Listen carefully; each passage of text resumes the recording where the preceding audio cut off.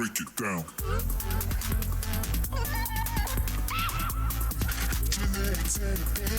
Yeah, break it down.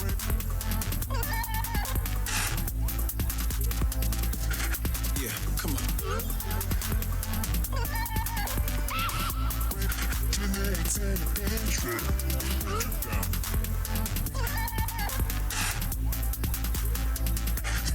One time.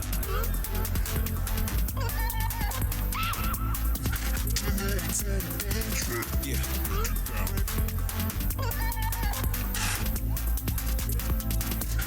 Yeah, come on.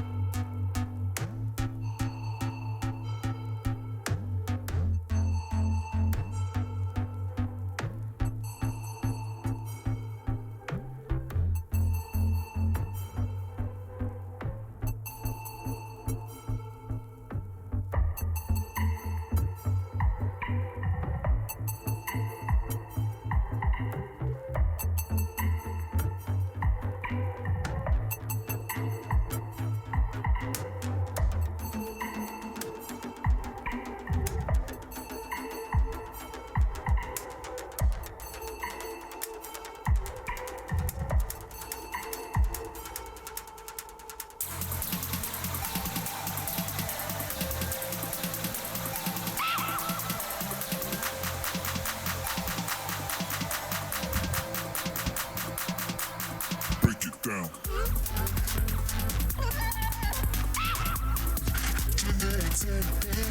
Yeah, break it down.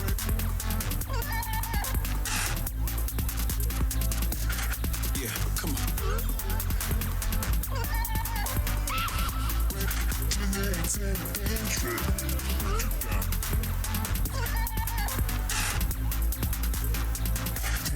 One time. Yeah,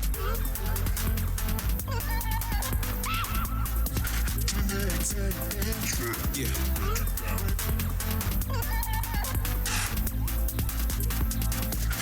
Yeah, come on.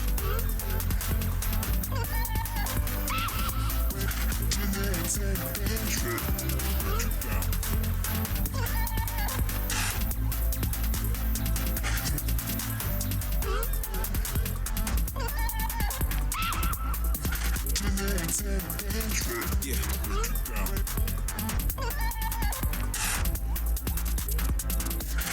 Yeah, come on. Break it down.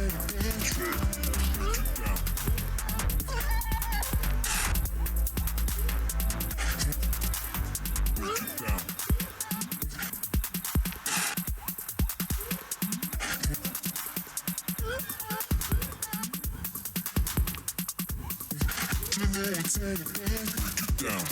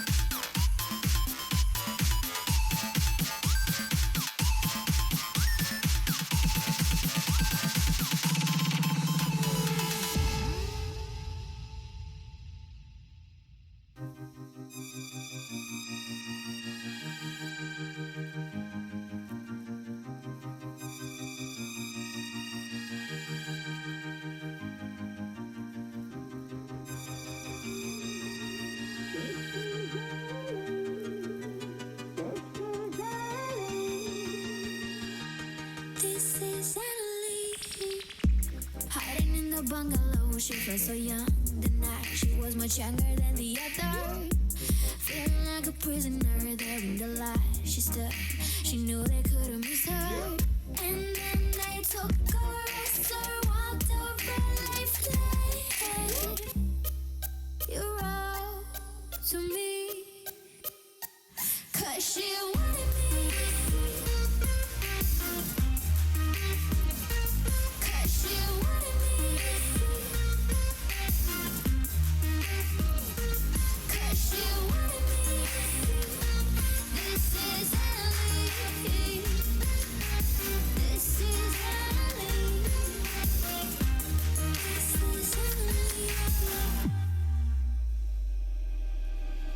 She kept quiet, they kept beating her. They felt sad for her, but an order is an order. She was a prisoner there in the light. She stood, but she knew they couldn't break her.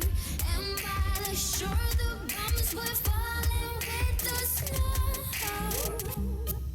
You wrote to me, 'cause she wanted me. You wrote to me, 'cause she wanted me. 'Cause she wanted me. What's going on, everybody? Hello. HiRezJuJu here, and we got HiRezMartini. HiRezMartini. How you guys doing? What's going on?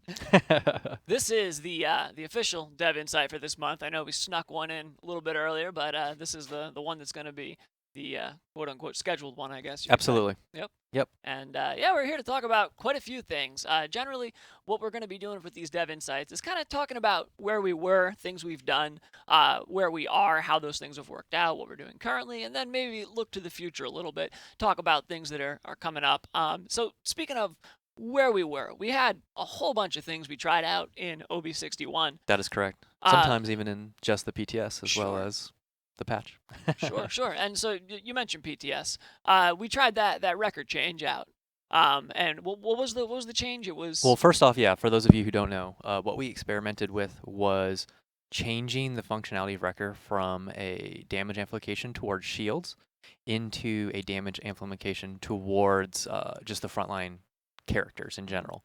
The operating premise was that the measure of success of our frontline characters was not, in fact, their shields or the health of their shields, the strength of their shields, but was actually more closely tied to their HP pools, allowing them to bully, allowing them to just kind of dive and be safe, get back in and out, and harass, while also maintaining the fact that they can still be tanky and on the point, guarantee objectives, that kind of thing. Sure. So we tested this in PTS.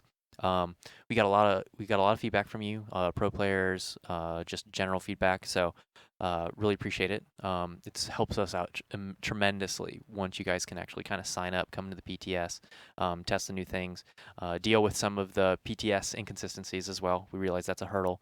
But ultimately, it just helps inform our process and helps you, the audience, kind of shape the game you guys love to play.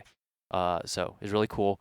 What we're going to be doing. So first off, we found that as far as fixing the problem of the frontline role being abused, we hit our goal. The damage amplification did that. However, we still have some kind of residual concerns around what this change would mean for in games where frontlines were still not being abused. Sure. Where theoretically, if you have a team full of characters that are all buying Wrecker, that increases their damage to frontline characters by 30%, and even if there's only a single frontline on the enemy team, Sure. then that could theoretically, while through the kind of give and take of opportunity cost, they might lose because of their item choice, and they're only targeting to counter the single front line instead of going cauterize or whatever. But that could end up in a really frustrating experience for just that one front line who is just taking potentially 150% more damage. So we're going to look at the system a little bit more. We are not going to implement it in this upcoming patch, but we wanted to kind of like bounce back to you guys, inform you guys where we were on the decision-making process, just so there's a little bit of transparency, a little clarity there. So in OB62, Wrecker will still amplify your damage to shields. We are not going to be shipping the character-based damage amplification. Sure. So we're going to continue working within the framework of what we currently have. Yeah, exactly. All right, right on. And it was interesting to me to see like a lot of the feedback. How originally for the record change, there was a lot of negative feedback, but I think as people tried it and experienced it, Sure. A lot of people kind of came around, and of course there was still some adversity to it, and but it was just interesting to see how there can be such a disparity between the way something looks on paper and the way that it actually executes when Sure. I mean, get your hands on it. that is the nature of kind of our role here is just as a general rule, people usually don't like change. Sure. And especially if it's something that's near and dear to their heart, like maybe it's the role you play, it's going to be receiving a change or a counter to the role you play. So we understand that other people's decisions influencing your play experience is always potentially a negative thing. And we try to be very careful with how we implement these things, how we test them. But for the most part, it's really important for the health of the game that we keep things interesting, keep adding new ideas, keep finding ways that we think we can improve the title over the course of its duration. So you can always get better.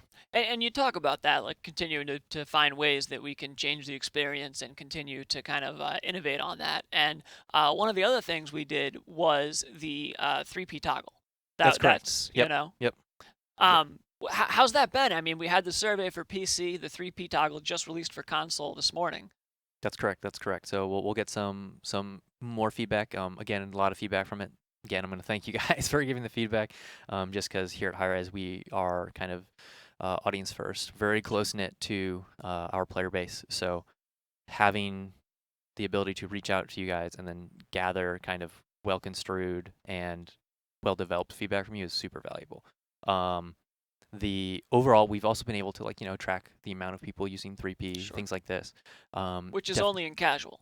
Yeah, it's currently only it's only in casual. Absolutely. It is widely used. Okay. There's some intricacies and interesting things about players that do use it, how much, how often, when, for what games, if they're playing in a whole match, if they're using it for 30% of a match, 40% of the match. It's all some interesting data. So continue to use it, continue to test it out, give feedback on the feature, what you like, what you dislike about it. We're all ears. Cool, man. And I mean, 61 had a lot of kind of big things in it, and one of the other ones was the diminishing return system. Big things, like a giant Well, guy with an axe. Yeah, quite large. Which he's getting some love, I hear, for tomorrow. We're gonna be talking about some, he's some cool changes. he's got a little for him. something here and there. All right. Tune in tomorrow. Yep. That's gonna be tomorrow at 1 o'clock. Right? Yes. For our standard patch preview, where we'll kind of dive into like the balance side of things and the patch itself a bit more. But one of the other big things though was the diminishing returns, and That's right. So initially it was a little iffy because there was some inconsistencies, some bugs where we ended up with like Sky Grand Prix where she Zip could, in just around. Yeah. yeah, Absolutely. So yes, with the rework of diminishing returns, there was some outlying cases where certain cards are stacking, or there were actually really the main cause of the frustrating elements were bugs. So we have since I think we've hotfixed Yeah. 4 times. I don't know. But at least 3. I think we actually got a 4th out. Yeah. yeah, it's definitely something that we are very kind of adamantly about fixing, and have continued to do so through this week. So if you guys see any inconsistencies, let us know. But overall, the idea and premise, I think we've proved, and that is redoing the diminishing return system so that there is not a scenario which you can just like waste your cards or choose a Sure. card at a wrong time and have it benefit you not at all. Mhm. It's just not something we felt was good for the overarching design of the game. We want you, if a card is like, hey, here's a bonus, there not to be like this abstract asterisk next to it. Be like, Yeah. well, it's only a bonus if, right? So now Yeah. it's like, if you're kind of stacking attributes, if you want to build a movement speed thing, or if you're trying to build like damage reduction, that thing, you're going to benefit from it. It's just a question of how much and how far you've already kind of put points in that single attribute. Sure. So we feel that that amount of clarity is super helpful. So there isn't weird rules governing what builds are viable or what item purchase based on what card deck you're using can like just make things invalid. So we definitely hit that goal. We realized that there were some bugs with the system. Anytime you make a large scale system sweep, specifically one kind of as intricate as diminishing returns, we expect to have to troubleshoot some factors with it. But I think it's going to end up in a really nice place. Right on. And for me, it was interesting to see how, it took so many of these builds that people might not have really tried too much, and it really shifted things around a bit. Prime example, I think, is the way that Inara shot right up as far as I feel this change ended up helping her big time because, between rejuvenation and damage reduction and being able to better take advantage of a lot of these things, it had interesting implications, I think, on the meta as a whole, which we've seen if you've been, watching a lot of the Absolutely. the I pro mean, players. Inara's thing is that she is the kind of I'm going to stand here and direct things to impede you and just be inherently difficult to kill. That is kind of core to her design. Cool. And we're gonna have to take a quick break, guys. We gotta troubleshoot a couple tech things. Be right back. Be back in a few. Always keep your head up, never let it beat you.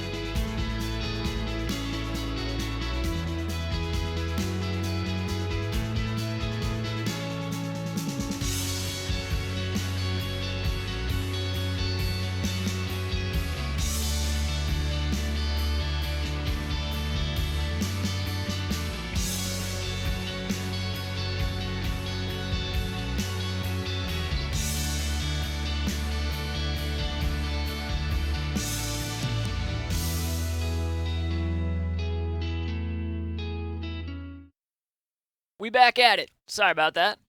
It feels good to be back. It does. And if you're watching this, you're probably on Mixer or YouTube or, Yep. right now it seems like Twitch is having issues. So we're just going to finish up here.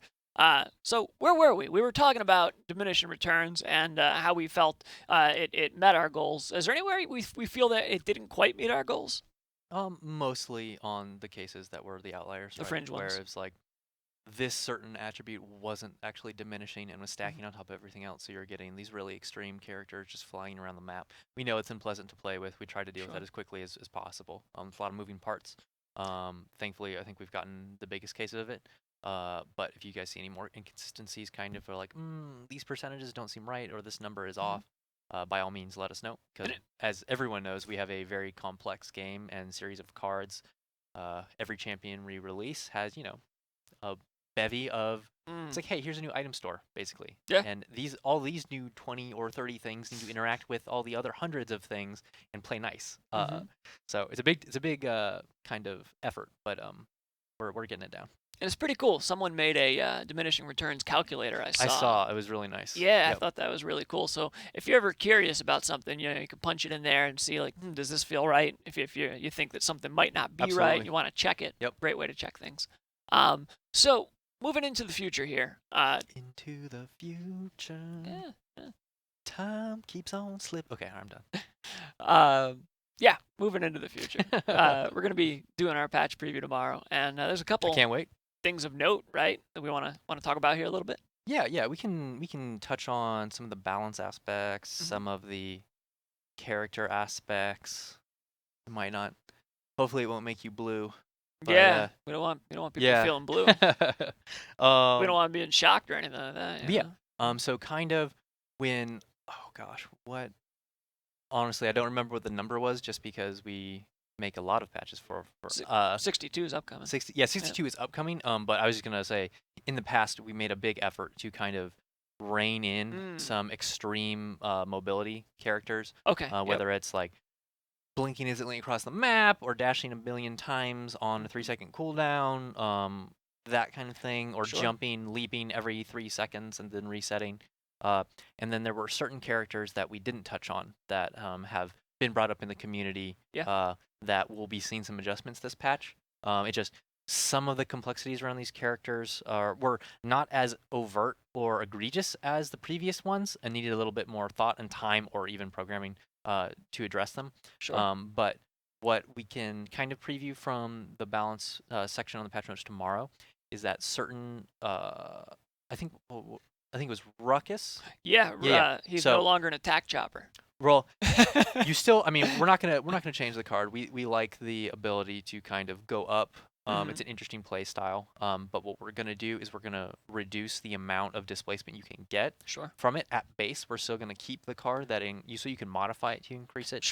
But we're gonna take the vertical element. If you're standing still and then you hit your boost or whatever, we're gonna reduce the vertical movement by, I think, about 20-ish, 30%. And that's with that legendary only, right? It's only with the legendary. It still performs the same way. But just the core concept, much as we were targeting the frustrating factors around the previous mobility nerfs, is speaking in our game, when you are being assaulted or destroyed from outside of your frame of reference, which if you're playing anywhere between like 80 and 120 FOV, then you're immediately hit with a scenario where it's like, okay, I have to check 360 degrees around me to kind of isolate the threat, make a decision what you're going to do with it, how you're going to deal with it, and then deal with it. And then a lot of the times with all of the mobility, especially the vertical mobility, that just creates a really unfun experience, because by the time you do that, but you do it, and then it's like, okay, well, you're either half dead or already dead. And I think for me, one of the frustrations that I've had personally is that, unlike some other games where, like, if someone might zip past you, you can shoot them and kill them. Our games, you have to kind of train your fire a bit. It's there's meatier targets that you're engaging with. Absolutely. I mean, some of our characters have 2x, 3x the health of some of our other characters, so absolutely. Ruckus, prime example. He's if a great he's got example. countermeasure, you got someone who's armored and zipping and around flying and has 1200 DPS, and you're like, well, what am I supposed to do here? And while you're looking up trying to get him, because you have to shift your whole frame of reference currently with the way he is. You have people in front of you, behind you, to your sides that are attacking you as well. Right. But we love Ruckus. We want him to still be fun, so we're keeping the legendary card. It's just kind of gonna pare it down a bit. Sure. And you can still amplify it with the cards. So basically, they have to just if they like that play style, gotta invest. They got to invest in it. It's no longer a given. There's a give and take. And he was kind of an outlier, right? Which has been brought up multiple times with us. It's just like, hey, you kind of did all these things for these other characters at the time. Many of them were damages and flanks. It's like, but you left the only tank that can fly. Yeah. Like, that seems odd. But Ruckus being more of a kind of intricate design, being a very offensive front line. Yeah, he holds a little bit of a different role than some of the other ones. So Yeah. I think that kind of added to the, okay, let's do this right and kind of isolate what it is. So it is the vertical component that is being reduced. Sure. Um, Now you mentioned vertical, but there's one that isn't so vertical, and that's Cassie. that is correct. She's That is correct. getting some love here. And when I say love, I mean love for people who are tired of getting dodge rolled to death. Yeah, and I instantly. can get into the details of it. There is actually some buffs that come in addition to this Sure. this priority shift. So as everyone knows who plays Cassie, the interaction between incitement and exaction is basically core to the character. It is what you play if you play Cassie. And statistically, we know this. No one really tries any of the other legendaries. The other legendaries perform. Actually, in some cases, her other legendaries actually perform better than exaction and incitement combo. It's just when you have something like a full mobility reset, Sure. it is just very clear to the large percent of your user base. Like, oh, I'm gonna go with that.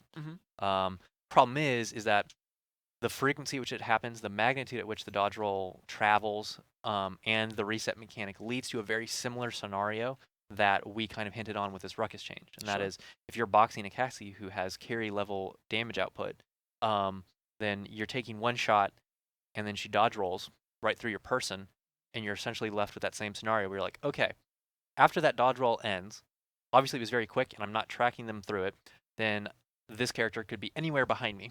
And I have to then respond in like a split second, decide what I'm going to do it, and then hell, I might even miss or, God forbid, miss again and again and then die. But it was too advantageous. We like so I want to clarify this by saying we like the playstyle. It's fun. Having these kind of quick skill shots give you this tangible bonus to your movement ability, we feel is exciting and part of who Cassie is at her core, right? She does not have the vertical component. She only has the horizontal one. Sure. It just so happens that it was happening essentially infinitely. It wasn't offering counterplay. If you were against a good Cassie who could hit every roll hit, the counterplay became much more difficult, I think. And I think you could argue that the counterplay was there if you're like the top 0.0001% player in the world. Sure. Where you can track that roll. If your crosshair just doesn't leave your target, Yeah. Sure, there's counterplay. But in an actual game environment where 99% of our other players play, we've heard a lot of feedback regarding her mobility, and we feel that was something we needed to address. So without further ado, I'll actually tell you what we're doing. Sure. And that is that incitement, is going to have the cooldown reduction of 1, 2, 3, 4 go to 0.51, 1.52. So you are at max rank. The maximum reduction you can get is only 2 seconds off of your dodge roll. So this is going to slow her down quite a decent amount. Still, if you get into higher ranks of Chronos, then you're still going to be potentially flipping around. But just as Ruckus has the potential for investment, Cassie still has the potential of investment there. And what we're also doing on top of this, as this is you could look at it as a kind of pseudo nerf to Exaction, which is the legendary that synergizes really well with Incitement. We're going to give some love to her other two legendaries. The one that amplifies the damage on Blast Shot, and then the one that does a % health damage bonus on a shot after Disengage. Cool. So both of these are seeing buffs. I believe it's a 50 damage one on the Blast Shot one, so you can get some insane burst. This is actually, I spoiled it earlier, but this is actually the one that performs better, statistically speaking, outside of whatever preference you guys might have. Sure. This one wins more often than Exaction does. Now, we're able to look and see how these things break down across skill levels. Do you happen to know offhand how that card performs across skill levels? Because I'm curious about that. Yeah, relatively speaking, so fundamentally, and if I know my designers hear this all the time because I'm just a broken record and repeat things. But the single attribute that scales the best with skill is movement ability. Okay. Or movement capacity, movement in general. It is both offensive, it is both defensive. Like, so towards your high levels of play, exaction and incitement is probably kind of coming out there. But that is no reason to like look down on the fact that in the majority of play, the blast shot damage implicates just that added burst, that added oomph, where you can get like 2100 burst or 2200 burst. And when you say high level of play, are you talking about like top of the world pro players? Are we talking like just high elo? Because it's always interesting to see that you can talk about high level play, but there's multiple levels of high level play. There's like godlike. Absolutely. That's a very fair question. When I speak about high levels of play, I'm usually talking about largely probably a relative Masters player base. Okay. However, your Masters player base probably is nowhere near the kind of skill ceiling as your actual professional players. Sure. Obviously, there are in Masters or Grandmasters, or they just don't play ranked and are just good when they show up for scrims or lands. But generally speaking, that lower 1%, 0.1% is who we're referring to. Interesting. But it's important. It's important to balance the game so you can have those high highs at your kind of really skilled player base. Sure. And then also that characters are still useful for general population. So you don't just get this crazy, like, it's like, oh, this character is basically invalid. And, oh, as soon as you're the best player in the world, it's viable, right? You kind of want either a general slope or just a plateau, depending. There's lots of factors that go into it.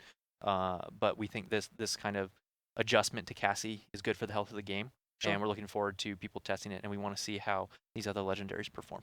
Fantastic. And so we're going to be touching in on some other movement and some other legendaries even. Within the same theme of reducing the vertical mobility. Sure. Before it was a lot of the gross mobility, be it Buck just permanently leaping everywhere, Androxus just infinitely dashing, Eevee blinking like across the map instantly. So we're more focused on the magnitude of the movement this time around. Yeah, we are not removing anyone's vertical mobility. We are just reducing its magnitude. Okay, fair enough.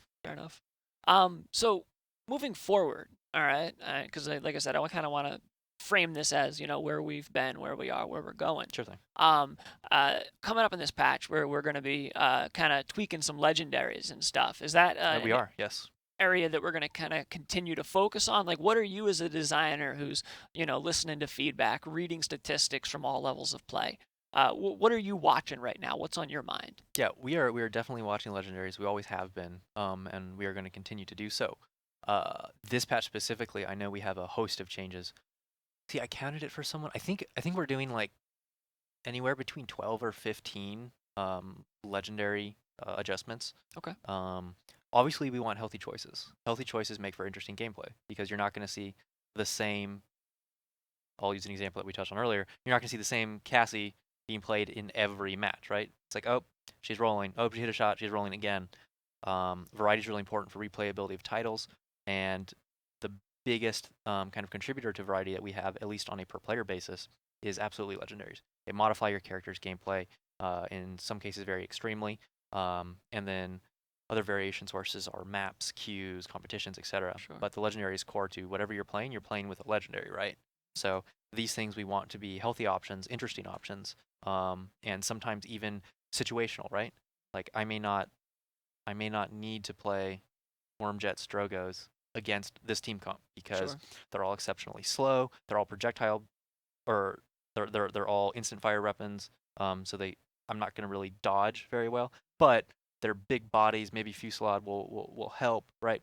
That kind of situational variance is really healthy for picking, because then you get to play different styles. Sure. Even the maps come into effect. I know for me, I might choose Drogos' Spit Legendary if I'm on a map that has Jaguar Falls or places where everyone's clumped up and I can really take advantage Ice Mines, of that. dude, just bodies packed and you're just like absolutely 100%. So variety is really important to us is what I'm trying to communicate. Making sure that legendaries are picked individually a healthy amount, and that there's no like extremely one-sided ones. While obviously, and then the overarching thing is that they still have to be balanced against every other class and every other legendary and every other character, Sure. which is a fun process. But we're exceptionally close as Sure. far as that's considered. But looking at this patch, yep, a lot of changes coming into legendaries. So tune in to see if your character gets its legendaries adjusted. There's quite a few in there. So, A few. one thing I noticed the most about this upcoming patch myself, looking at it, was it seemed like there was a lot of give and take. There wasn't a lot of just flat, we're just gonna buff this. It was a lot of we're gonna tune this down and bring this up, and a lot of lateral adjustment, I guess you could say, is the impression I got anyway. Yeah, no, that's totally fair. And oftentimes that's actually a buff nerf scenario is sometimes confusing for your audience. But we feel that legendaries is kind of such an integral thing that you can't necessarily always do one and then just forget the other.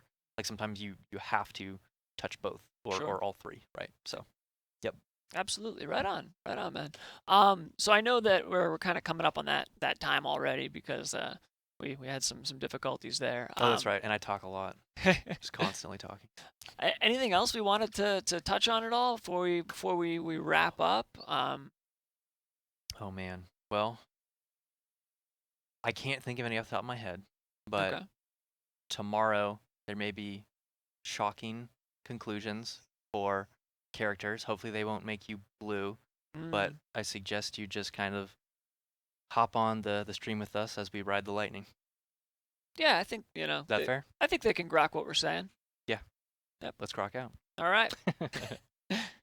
All right. On that note, well, I guess we're gonna end up here, and hopefully, if you're watching this, apologize that we weren't able to Yep. do Sorry it on about the Twitch difficulties, the guys. whole way through. The internet's a big and scary place, and things go wrong.